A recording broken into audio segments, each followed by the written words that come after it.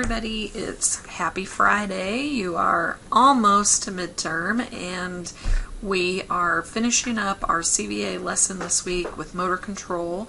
I am going to be giving you some information about midterm coming up in the next lesson, but just so that you can be aware, my midterm tests are going to be open from October 7th to October 14th. So it gives you from a Friday to a Friday to take your midterm test, and what you'll need to do is you need to sign up with one of the testing centers for OTC, so you can take it at any campus that OTC has at their testing center.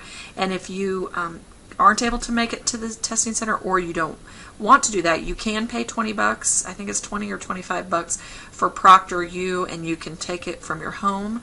But you do have to pay that per test that you take, so that might not be an option for everybody, but for some people who have to drive a long ways, that might be the way you want to do it instead of paying the gas to come up to campus or whatever. But you'll just need to decide, and then you want to go ahead and make an appointment at the testing center for the day that you'd like to take your 1:30 test. So please feel free to email me about any questions you have about that. Today we're going to talk about motor control and functional movement. I'm sorry about all the audio issues that we've been having. There's just been some different issues, sometimes related to the version of PowerPoint that we're using, sometimes with this Camtasia function. So just let me know if things don't work out and we'll get it on there for you. But I will be doing a little bit of a review of the quizzes. I'm still trying to catch up with grading. I'm sorry, but I'm teaching 9 sections this semester, so I'm trying to do lots of grading, and I need to get caught up with your grading. I will have everything graded before you take the test, so that's something for you to look for, so you'll know where your grade is at midterm. But also, what I'll do is I'm going to put up kind of a review of the different tests that we've taken, and what I do is I run an assessment on each one of those tests to see which questions you guys have missed and the answers that you might have chosen, and talk to you a little bit about why certain answers weren't the same. The test questions for midterm will not be the same as what was on your quizzes, but I'll give you some kind of a discussion about that so that you can go back and find the errors maybe in your thinking when you took the quizzes the first time. So be on the lookout for that. We're going to go ahead and start talking about motor control, and this is really my favorite section to teach, and actually I could teach a whole entire class on this, and so you'll find out I'm going to teach you about this more and more as the whole program goes on. But CVA, and especially motor control, is kind of an area, I guess I would consider an area that I have a lot of training in, a lot of experience with. So it's something that I feel really passionate about with CVA patients, in that I feel like sometimes we don't do people a service by doing the best interventions for them when they've had a stroke. And so it's something I want you to be really knowledgeable in as an OTA, so that you can give patients the best treatment they can have, because we know that their best treatment needs to happen within the first 3 months, for sure in the first 6 months, hopefully in the first year, but we want to give them as quick as possible. If I were a patient that had a stroke, I would want you to do it as quickly as possible. Get my arm functioning again if you can, get my leg functioning again, and help me be able to do the things in my life I need to do. So when we talk about motor control, we're talking about the ability to control the movement. Sorry, there was a weird thing in my door. We're talking about the ability to control the movement within our arm, our limbs. So when we go through our environment, what happens is we have this thing called input, throughput, execution, feedback. So I'm moving through my environment in the day. So say I wake up and I need to get ready for the day, right? So I have a lot of input when I wake up. There's sunlight streaming through the window. The temperature in my house is an input. How much sleep I got the night before and how tired I am, that's an input. Maybe if I slept in a funny position all night and I'm kind of cramped up, or my muscles hurt because of the way that I slept funny, that's an input. And so I have lots of sensory inputs, how comfortable my covers feel, which they always feel really comfortable to me. So that's an input, right? So all of those sensory things are going into my part of my brain that filters the sensory information. And if you guys remember, anybody remember? It's the reticular activating system, right? So it's going up through my reticular activating system, and then it's filtering out all that sensory information and sending it to the right place in my brain so that my cortex, my cerebrum, can then react to that and execute an action. So maybe my action is I jump to get out of bed because my alarm is going off and I can't stand the sound of it. That was me this morning. It just grates on my nerves, so I have to get out of bed quickly to shut it off because I just don't like it, which is the reason I have it. Or it helps me walk to the shower, or it helps me cuddle back up under my covers, whatever it is. Once I've acted upon that action, then I get feedback, and the feedback is about telling me what the result of my action was, right? So I get in the shower, it's warm, okay, that was a good decision because it feels really nice to be in there.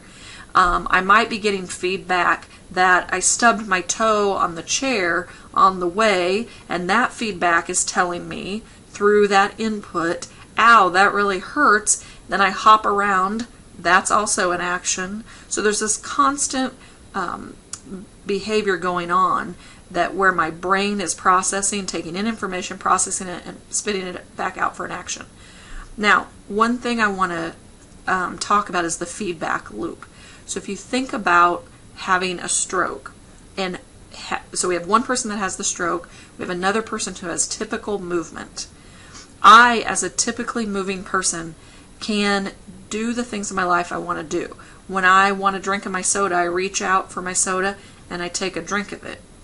My arm goes there pretty easily. I can pick it up, right? And so the input, the throughput, the execution, it's all pretty smooth. It just happens the way that I want it to. When you have a stroke, unfortunately, it impairs this process. And so when I reach for the, say, the can of Coke, maybe I have ataxia, and so I've got tremoring, or I've got dysmetria where I can't quite hit the target correctly. Or I'm trying to tell somebody I want a Coke, but I have expressive aphasia, and you can't understand that I'm saying I need a Coke. So it impairs that process. The feedback I'm getting is not the same.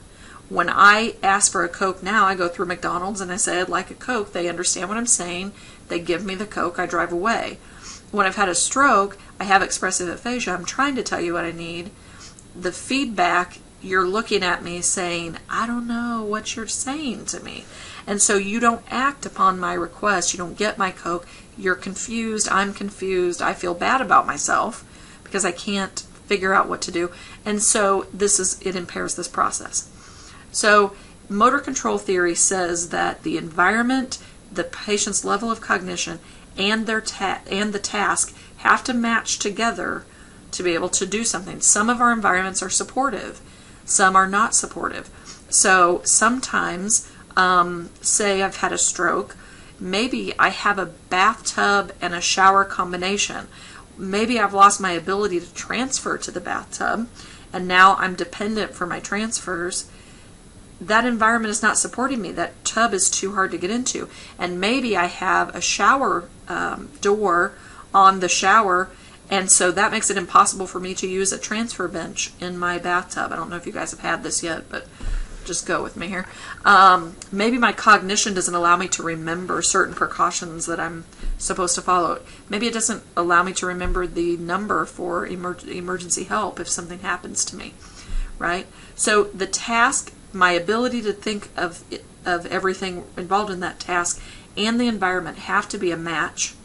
And so sometimes where we really contribute as OTAs and OTs is to match the task differently. Maybe we teach you to do the task a different way, or we change your environment, or we work on your cognition so that everything matches together. And that's what OT looks like. Okay, so when we talk about motor control, I always think of motor control this way also.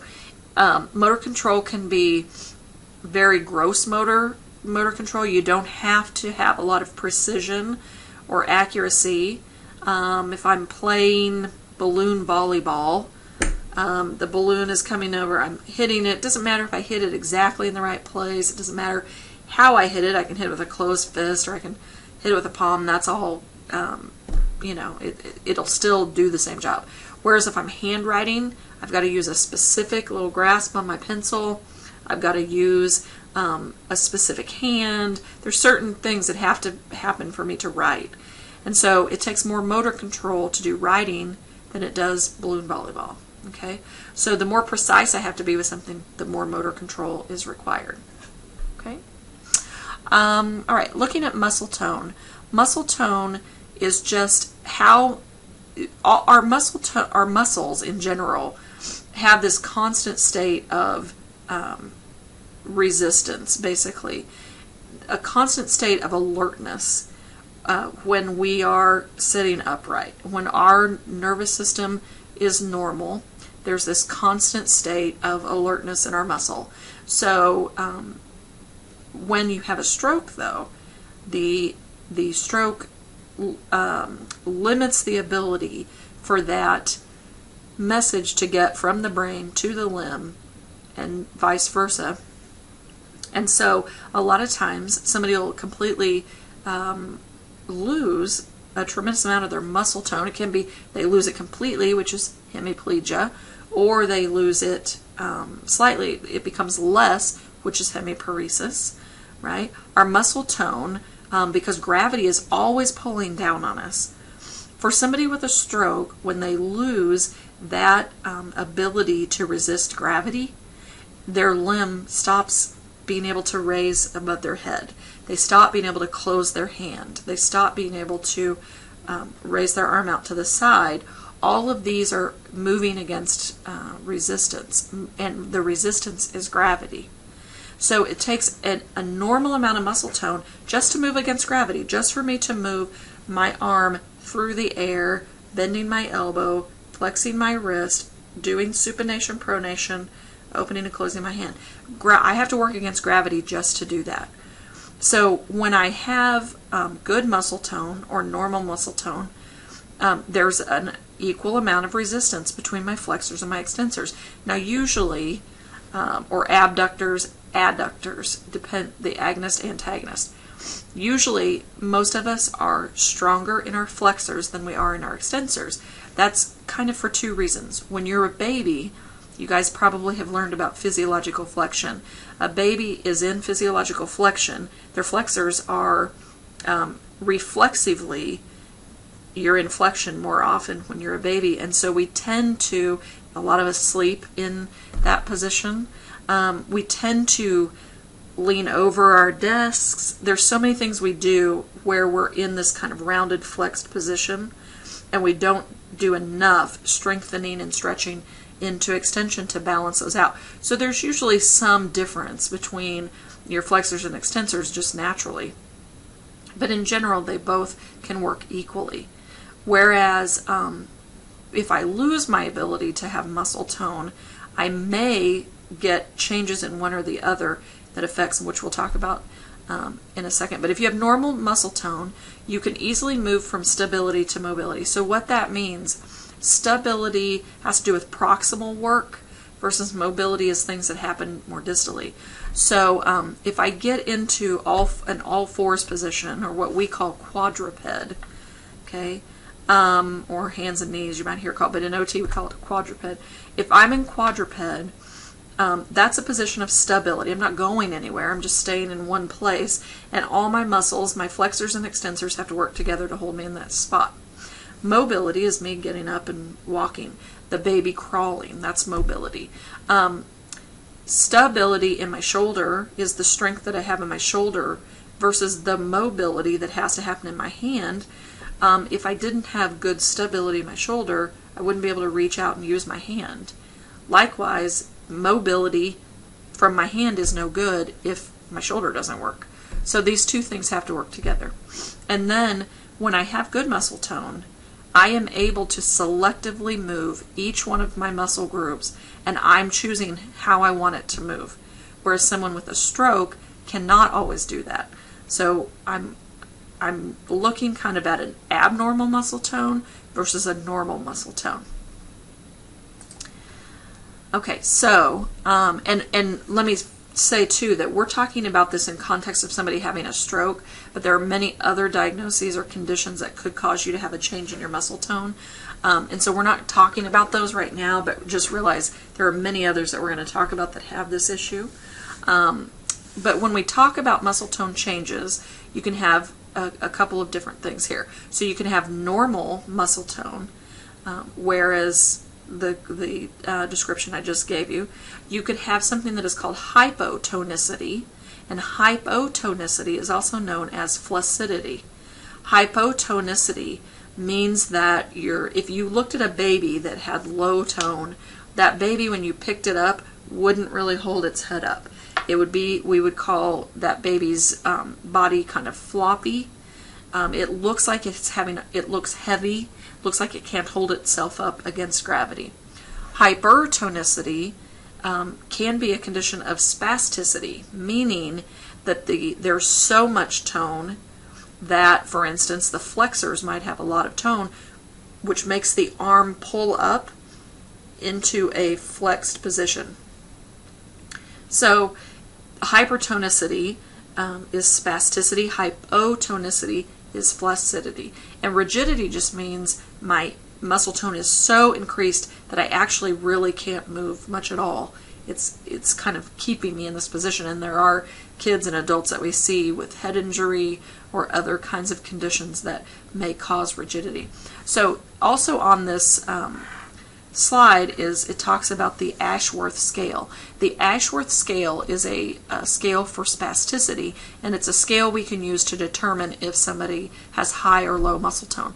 So just a real quick thought about muscle tone is this. If you were to move that person's arm, I don't know if you guys have had passive range of motion yet, but if you were to move that person's arm through the air, somebody with low muscle, well, no normal muscle tone, you're going to be able to move that arm really smoothly. Okay, somebody with where the muscle tone starts to increase, if the muscle tone increases from the very beginning of the movement, so from the bottom of the movement all the way up, then that tells you that spasticity is more severe. If it starts only halfway up and I get to about 90 degrees and it gets kind of tight as I'm lifting it, then that means that's more of a moderate spasticity.